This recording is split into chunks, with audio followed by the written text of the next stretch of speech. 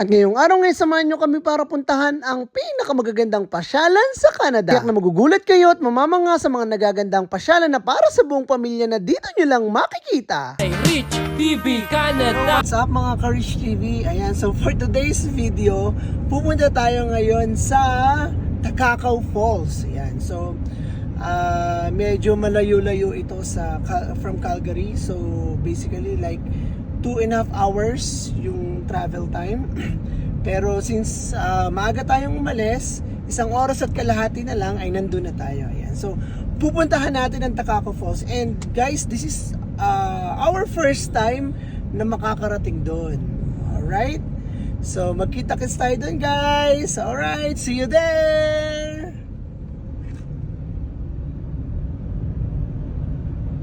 Dahil nga sa sinusulit namin ng summer ngayong taon, naisipan naming mamasyal dito sa talaga naman pinupuntahan at dinudumog na pasyalan dito sa British Columbia. What's up guys and welcome nga dito sa Rich TV Canada. And for today's video, pupuntahan natin at papasyalan ng hindi nakakasawa talaga naman pinupuntahan na pasyalan dito sa Canada. Dahil nga sa medyo mahaba-haba ang aming biyahe ngayong araw ay naisipan muna namin tumigil at mag-stretching. Medyo nakakangalay din kasi guys ang maupo na mahabang oras sa biyahe. Kaya naman pagkatapos namin mag-stretching ay bumalik na agad kami sa sasakyan. Ay tuloy ang pagbibiyahe papunta sa lugar na kung saan ay gusto naming puntahan. Yo, what's up guys? Ayan, so nandito na nga tayo ngayon sa British Columbia and in 30 minutes nandun na tayo sa Takakaw Falls. Kita nyo naman, nandito tayo sa British Columbia, itong kabila, and then yung kabila naman ay yung Alberta. Alright, kita-kits tayo din mamaya. Ina nga guys, at nagsimula na nga kami maglakbay. Dahil para nga maaga kaming makarating dito sa Takakaw Falls at masulit namin ang lugar. Pero alam nyo ba guys, sa sobrang sulit din at ganda nitong aming mga nadaanan. Dahil sobrang panalo din ng mga bundok at kagubatan dito sa Canada. At alam nyo ba guys, ito talaga ang lugar na kung saan ay hindi ka mapapagod na ilang drive. Dahil nga sa sobrang mag-enjoy ka sa mga magagandang bagay na iyong makikita. Kaya naman talaga hindi ako inantok at naboring sa pagdadrive. Gawa nga dito sa mga magagandang tanawin na aking nakikita. Ay na nga guys, at pagdating nga namin dito sa parking area, punong-puno na ng mga sasakyan itong lugar. At buti na nga lamang ay nakakita kami ng aming paparkingan. Yo, what's up guys? So kararating na nga lang namin dito sa parking lot dito sa Takakaw Falls. And kita nyo naman, napakadaming sasakyan na nakapark dito. And ngayon, maglalakad tayo papunta doon ngayon sa magandang spot ng Takakaw Falls. Alright guys, let's go! Ita, let's go! Ayun na nga guys, at nagsimula na nga kami maglakad papunta dito sa Takakaw Falls. Sobrang excited na nga rin talaga kami na makarating dito. At medyo nagulat din kami sa sobrang dami ng tao na pumupunta dito. Now the difference between a glacier and an ice field is a couple things. One, an ice field is larger and they typically occur on these flatter plains. So even though this is the tops of the mountains, this is the Continental Divide up here, it's pretty flat up there actually. And so it's this big flat field of ice. Mabuti na nga lamang guys, at pagdating namin dito ay may nag-e-explain kung ano nga ba ang meron dito sa Takakaw Falls. Napakalalim nga ng kanyang explanation kung saan nagmumula itong mga tubig na ito ng falls.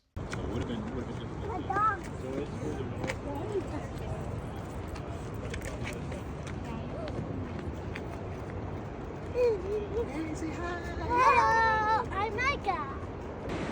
Yo, what's up guys? Ayun na nga, so malapit na tayo sa Takakaw Falls. Kitang-kita nyo naman no, sa likuran natin. So konting tumbling na lang, lakad-lakad tayo papunta doon sa tatawid tayo ng tulay at malapit na tayo makarating doon sa napakagandang Takakaw Falls. Alright!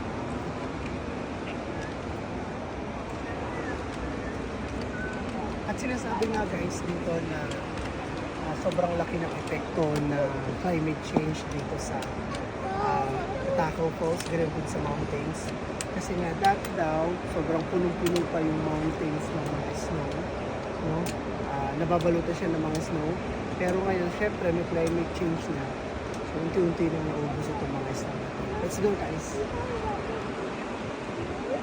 Yeah, because I'm not scared, bro. You're scared. Tatawin muna natin itong tulay na ito bago tayo makarating dito. Ina nga guys, at sobrang excited na nga kami na makarating dito sa Takakaw Falls. At alam nyo ba guys, bago kayo makarating dito sa falls ay tatawid muna kayo dito sa tulay na ito. Pero wag nga kayo mag-alala dahil napakatibay ng tulay na ito at tiyak na hindi kayo mahuhulog. Let's go guys! Malapit na tayo! konting-konti na lang talaga, promise. So, which is exciting naman at saka napakaganda naman dahil hindi ka mapapagod at maganda yung paligid.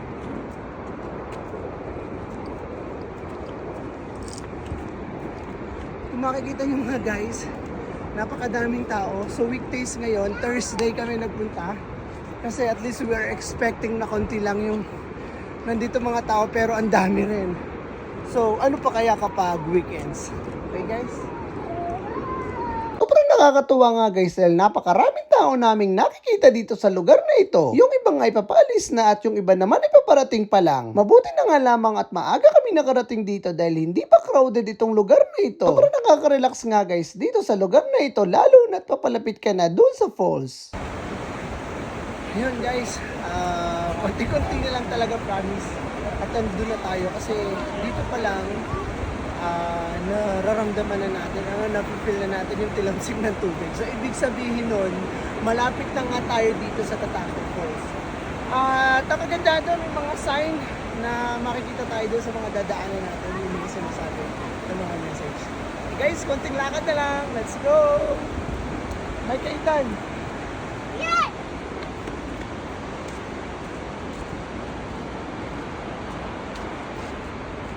Ay na nga guys, at ilang akbang na nga lamang ay malapit na kami dito sa Tatacoa Falls. Rinig na nga namin ang malakas na bagsak ng tubig, ganun din ang tilamsik nito. Sa mga oras ngang ito ay wala na mapaglagyan ng aming kasiyahan dahil sa unang pagkakataon ay makikita na namin ang ganda nitong Tatacoa Falls. At sobrang totoo nga ang bali-balita na sobrang talagang ganda nito. At hindi na talaga ako magtataka kung bakit ito dinarayo ng maraming tao dahil nga sa kakaibang ganda nito. Sobrang nga ito nakaka-relax sa talaga namang nakakawala ng stress. Dagdag mo pa ang tunog nito na napakasarap sa tenga. Yo, what's up guys? So nandito na nga tayo. Sobrang sulit yung lakad natin, no? Hindi naman ganun kalayo from the parking lot, pero sobrang sulit at kasi napakaganda ng Tatacoa Falls. Okay? At alam nyo ba guys na ang salitang Tatacoa Falls ay ang ibig sabihin nito ay magnificent. Yan, so makikita nyo naman talaga. And approximately nasa 300 meters yung taas itong Tatacoa Falls na to guys. Kita nyo naman, napakaganda talaga. Magiging sulit na sulit yung pagpunta nyo dito. Kung isa nandito na kayo. Breathtaking guys. Tignan nyo. Ayun na nga guys, at sobrang ganda nga at kakaiba nitong Tatacoa Falls. Alam nyo pa guys na itong falls na ito ay may kabuuang taas na 373 meters. At sinasabi nga nila na itong Tatacoa Falls nga ay kalawa sa pinakamataas na falls dito sa Canada. At hindi nga ito nakakapagtaka dahil kapag nakita mo na ito ng malapitan ay talaga namang mamamangha ka sa taas nito. Yo, what's up guys? So naglalakad na nga tayo dito sa kung gusto talaga nating makalapit dito sa taas. So we have to walk nung konti sa taas. So lakad-lakad muna tayo para makarating tayo dito sa taas. Safe naman dito guys paglalakad, and for sure talagang sulit na sulit pag nasa taas na. Oh my god. At alam nyo ba guys, sa sobrang ganda din talaga at kakaibang view dito sa itaas. Dahil makikita mo lang naman dito ang kabuuang ganda ng lugar. Makikita mo rin ang mga katabing bundok, ganun din ang mga kagubatan. Mararamdaman mo rin ang presko at lamig ng hangin. Yun nga guys, no? So, nakakita tayo dito sa taas. And pababa na tayo guys. This is the most challenging part. Yung pagbaba kasi padaos do siya, tapos napakaraming bato. And mostly yung mga bato na nandito, yung mga maliliit na mabilis gumulong. So, sobrang sulit. Yay! Rich TV!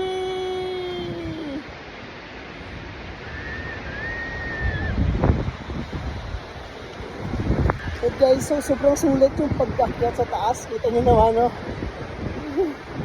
Yan yung falls. Kahit medyo mahirap yung pagbaba natin, pero sobrang sulit naman yung pag-akit sa taas kasi ang ganda ng falls. Medyo nakakabasa nga lang kasi nga tumitilamsik yung mga tubig. Napakaganda ng experience na to guys. Kaya kung pupunta kayo dito, pasyalan nyo lang itong Takakaw Falls, guys. Alright. And don't forget to like, share, and subscribe dito sa video natin, guys. Maraming salamat! Ina nga guys, at pagkagaling nga natin sa itaas, nagpunta naman tayo dito sa babang bahagi ng falls.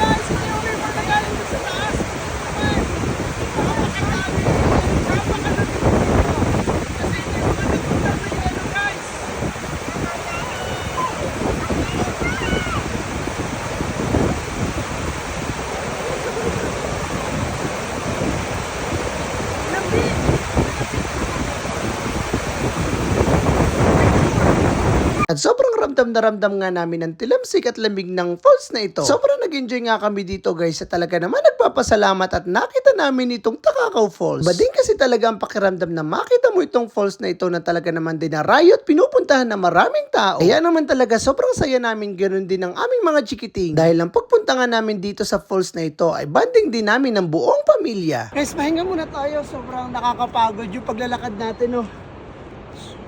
Tabi-tabi po.